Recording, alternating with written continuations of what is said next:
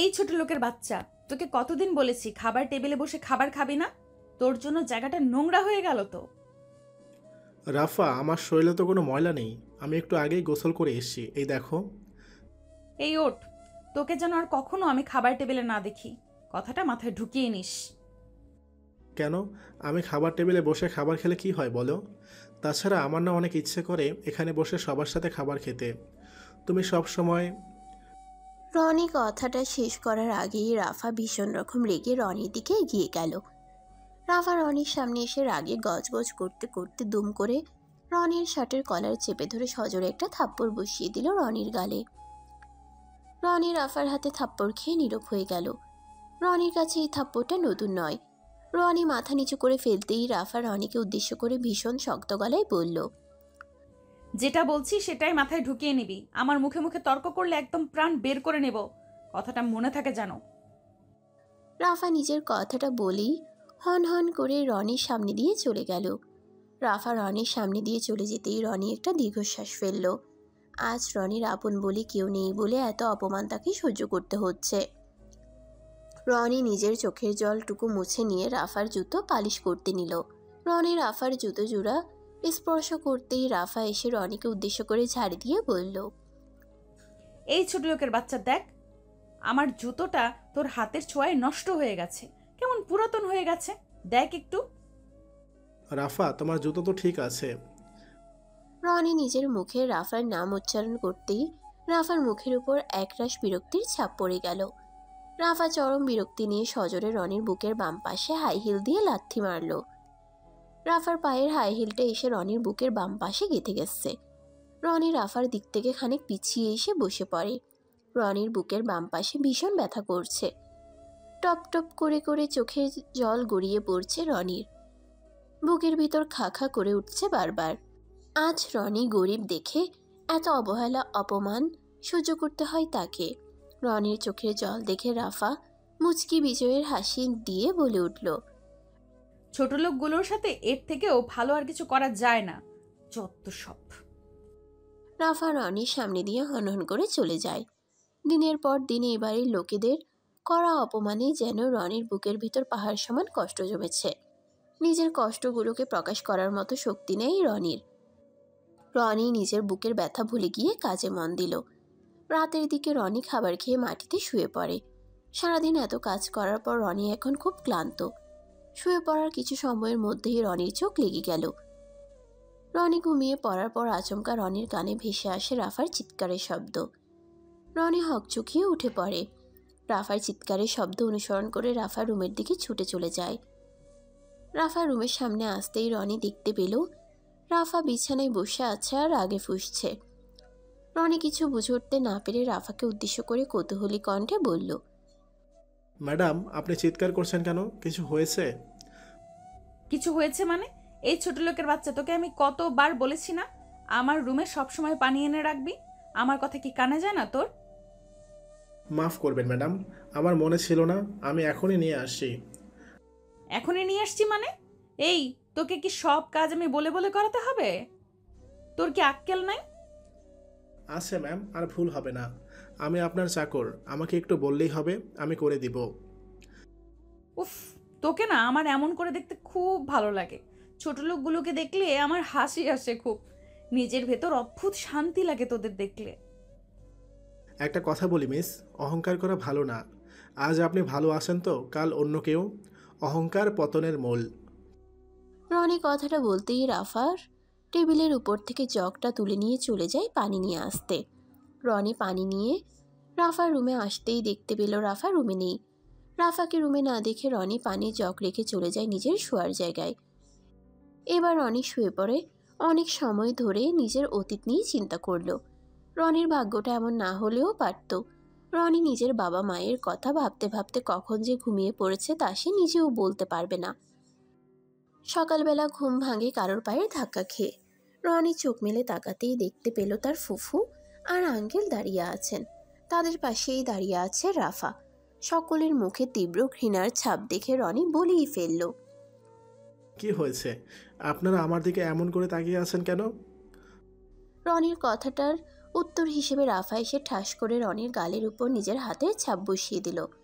রনি ভীষণ অবাক হয়ে গিয়ে নিজের গালের উপর হাত রেখে প্রশ্নসূচক দৃষ্টিতে তাকাতেই রাফা বলতে লাগলো, পাপা তোমরা বিশ্বাস করো আর না করো, এই চোরের বাচ্চা চোরে আমার গয়না চুরি করেছে। গহনা মানে? আর কিসের গহনার কথা বলছেন? আমি তো কোনো কিছু করিনি ম্যাম। রনি কথাটা বলতেই সবার দিকে তাকালো। রনিকে উদ্দেশ্য করে শান্ত গলায় ফুফু বলে উঠল, রনি, গহনাটা দিয়ে দে। কোথায় রেখেছিস বল, আমরা তোকে পুলিশে দেব না, কথা দিচ্ছি। ফুপু তুমি বিশ্বাস করো, কিসের গহনা বা কি নিয়ে তোমরা কথা বলছো তা আমি জানি না। আর কত মিথ্যা বলবি তুই? আমার মাথা খারাপ করিস না, আমি তোকে শেষবারের মতো বলছি, গয়নাটা বের করে দে। রনি তার ফুফুর কথাগুলো শুনে ভীষণ অবাক হয়ে গেল।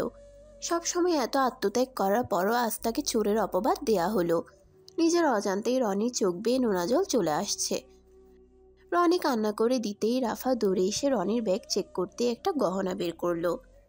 রনির ব্যাগ থেকে গহনা বেরিয়ে আসতেই এটা প্রমাণ হয়ে গেল যে রনি সত্যিই চুরি করেছে। রনির দিকে এবার সবাই আঙ্গুল তুলে দাঁড়ালো। রনি মাথাটা নিচু করে আচমকা হেসে ফেলল। রনির ঠোঁটের উপর হাসির ঝলক দেখে রনির ফুফু সহ সবাই চুপ হয়ে গেল। রনি রাফার দিকে এগিয়ে গিয়ে রক্তচক্ষু নিয়ে রাফাকে উদ্দেশ্য করে ভীষণ শক্ত গলায় বলল, আজ আমাকে চোরের অপবাদ দিয়েছে কে? কেন আমাকে চোর প্রমাণ করা হয়েছে সেসব আমি জানি। আজ আমি চলে যাচ্ছি ঠিক, তবে একদিন ফিরব, ওই দিনটা আমার সব কথাগুলোর জবাব দিবে। মাথা হেট করে রনি চোরের অপবাদ গায়ে মেখে বেরিয়ে এলো রাফার বাড়ি থেকে। রাস্তায় এসে রনি নিজের চোখে জল ফেলছে। আজ কেন যেন মনে হচ্ছে এই দুনিয়াতে রনির মতো অসহায় আর কেউ নেই। রনি নিজের এই জীবন নিয়ে এখন বিপদে আছে, না পারছে এই অপমান সহ্য করতে। রনির চোখের পানির মূল্য এই দুনিয়াতে কারোর কাছে নেই। 6 মাস পর। দেখতে দেখতে 6 মাস কেটে যায়, আর রনি নিজের বলা কথা মতো ঠিক আজ রাফার বাড়িতে মানে রনির ফুফুর বাড়িতে চলে আসে। আজ আর রনি সাধারণভাবে আসেনি, একদম অসাধারণভাবেই এসেছে। রনি নিজের ফুফুর বাড়িতে প্রবেশ করতেই রনির সামনে রাফা চলে আসলো।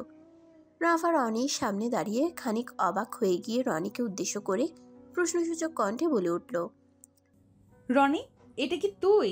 মানে আমি কি সত্যি দেখছি? জি হ্যাঁ আমি। কিরে, আজ আমাকে এমন অবস্থায় দেখে অবাক হয়ে গেছিস তাই না? হুম, অবাক না, কারণ আমি জানতাম তুই একটা সময় ঠিক বদলে যাবি আর ঠিক ফিরে আসবি। অহংকার যে একটা মানুষকে শেষ করতে পারে সেটা আমিও জানতাম। আহ, তাই নাকি? আমার সাথে তুই যেমন আচরণ করেছিস আমিও তোর সাথে ঠিক সেই আচরণটাই করতে চাই। তোর জীবনটা আমি নরক বানিয়ে দিতেই এখানে এসেছি। তাই করো, আমার পাপের সাজা আমাকে পেতেই হবে। রাফার সাথে কথা বলতেও কেন যেন বাধছে রনির। রনি রাফার সাথে আর কোনো কথা বলল না। রনি এই সম্পত্তি সবকিছু নিজের করে নিয়েছে, আর এখন এই বাড়ি থেকে রাফা আর রাফার পরিবারকে বের করে দিবে সে। কারণ রাফার পরিবার রনি যতটাই আপন হোক না কেন, তারা রনির সাথে যে ব্যবহার করেছে সেটা কেউ কারোর সাথে কখনো করে না। রনি রাফার মা মানে রনির ফুফুর দিকে তাকিয়ে বলে উঠল, ফুপু, আমি যদি এখন তোমাদের এই বাড়ি থেকে বের করে দেই তবে কি তোমরা কষ্ট পাবে বা আমার কোনো ভুল হবে? রনির কথার বিপরীতে কান্না ভেজা কণ্ঠে রনির ফুফু বললেন, বাবা, আমরা অনেক পাপ করেছি, আমাদের তুই সব ধরনের সাজা দিতে পারিস, আমাদের কোনো কিছুই বলার নেই। তোমাদের সাজা দিব, কিন্তু কি সাজা দিব বলো? যখন আমার বাবা মা মারা যায় তখন তো তোমাদের কাছেই মানুষ হয়েছে। তোমাদের এই বাড়ি থেকে বের করে দিয়ে আমি পাপ করতে পারবো না। রনির কথাটা শেষ হতেই রনির ফুফু এসে রনিকে শক্ত করে জড়িয়ে ধরল। রনির ফুফু রনিকে জড়িয়ে ধরে কান্না করতে লাগলো। রনি তাদের সান্ত্বনা দিল। কিছু সময় পর রনি রাফার দিকে তাকাতেই দেখতে পেল রাফার চোখ বেয়ে নোনা জল গড়িয়ে পড়ছে। রাফার চোখের জলে রনির বুকের ভিতর বিন্দুমাত্র সাড়া দিল না। রনি রাফার দিকে এগিয়ে এসে বাঁকা একটা হাসির রেখা নিজের ঠোঁটের কোণে এঁকে নিয়ে বিষ শব্দ করে বলল, আমি রাফাকে বিয়ে করতে চাই, যদি ফুপু তুমি রাজি থাকো তবেই। রনির কথাটা শুনতেই সবাই অবাক হয়ে গেল। রনি এসব কি কথা বলছে? রনি রাফাকে কি করে বিয়ে করবে? রাফা তো কখনো রনিকে পছন্দ করে না, আর না রনিকে রাফা সহ্য করতে পারে। রাফাও রনির দিকে অবাক চোখে তাকালো। রাফা কোনোদিনও রনিকে বিয়ে করবে না। রনির রাফাকে অবাক হয়ে যেতে দেখে আবারও তাচ্ছিল্যকর হাসি দিয়ে বলল, আমার দিকে অবাক হয়ে তাকানোর কোনো প্রয়োজন নেই। আমি ঠান্ডা মাথায় ভেবেচিন্তে এই সিদ্ধান্ত নিয়েছি। আমি তোকে বিয়ে করতে পারবো না। তোর মতামত তো কেউ জানতে চায়নি, আর না আমি বলেছি তোকে কিছু বলতে। আমি তোকে আজ আর এখনই বিয়ে করব। আমি মরে যাব, তবু তোর মতো একটা রাস্তার ছেলে। রাফা কথাটা বলে শেষ করার আগেই রনি সজোরে রাফার গালের উপর নিজের হাতের ছাপ বসিয়ে দিল। রনি রাফার গালের উপর নিজের 5 আঙ্গুল বসিয়ে দিতেই রাফা নিজের গালে হাত দিয়ে অনুনয়ের দৃষ্টিতে রনির দিকে দৃষ্টিপাত করল। রনি রাফার গালের চড় মেরে রাফাকে উদ্দেশ্য করে আবারও বলল, এই থাপ্পড়টা তুই ডিজার্ভ করিস, তাই তোকে এটা দিলাম। আর কখনো আমাকে ছোট করে কথা বলার কথা মাথায়ও আনবি না। আমাকে মেরে ফেল। আমি তো তোর গায়ে হাত তুলেছি, আমায় এখন মেরে ফেলে দিয়ে সুখ নে। তোকে তো আমি শেষ করবই, তবে একেবারে না, একটু একটু করে শেষ করব তোকে। আমার কথা সারাটা জীবন মনে রাখবি তুই।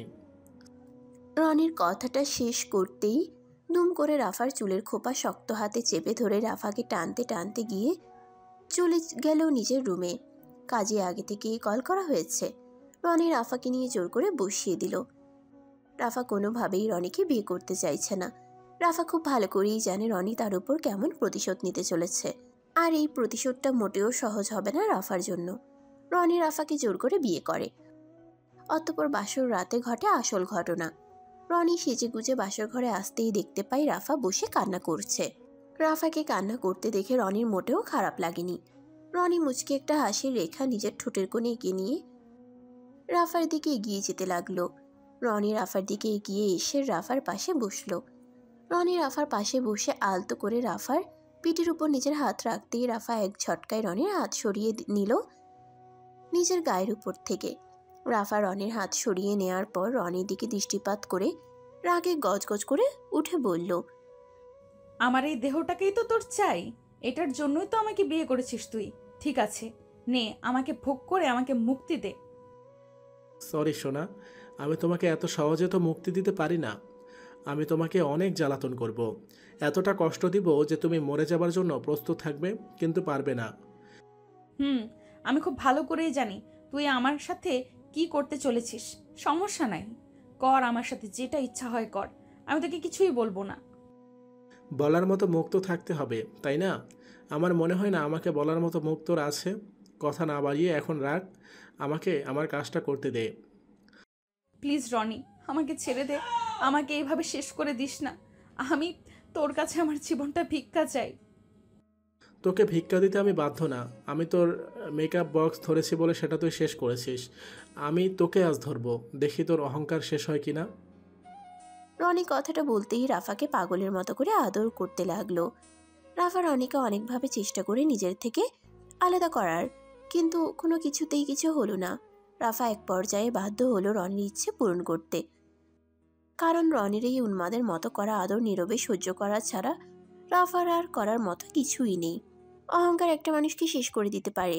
অহংকার কখনো কাউকে বড় করতে পারে না। অহংকার পতনের মূল। রনি রাফাকে হয়তো মাফ করে দিবে, কিন্তু তার আগে রাফাকে সে আঘাতগুলো সহ্য করতে হবে যেটা সে রনিকে দিয়েছে। বন্ধুরা, ভিডিওটি কেমন লাগলো তা অবশ্যই আমাকে কমেন্ট করে জানাতে ভুলবেন না। পেজ থেকে দেখে থাকলে অবশ্যই পেজটিকে ফলো করে দিবেন, আর চ্যানেল থেকে দেখে থাকলে অবশ্যই চ্যানেলটিকে সাবস্ক্রাইব করে পাশে থাকা বেল আইকনটা বাজিয়ে দিবেন। আর নিত্য নতুন এমন সুন্দর সুন্দর ভালোবাসার গল্প পেতে voice of Priyanka Facebook page এবং প্রিয়াঙ্কাস ক্রিয়েশন ইউটিউব চ্যানেলের পাশেই থাকবেন। ধন্যবাদ সবাইকে। দেখা হচ্ছে আগামীকাল নতুন কোনো গল্প নিয়ে। ততক্ষণ পর্যন্ত সবাই ভালো থাকবেন, সুস্থ থাকবেন, আর আমাকে সবাই অনেক বেশি দোয়া এবং ভালোবাসা দিবেন। আল্লাহ হাফেজ।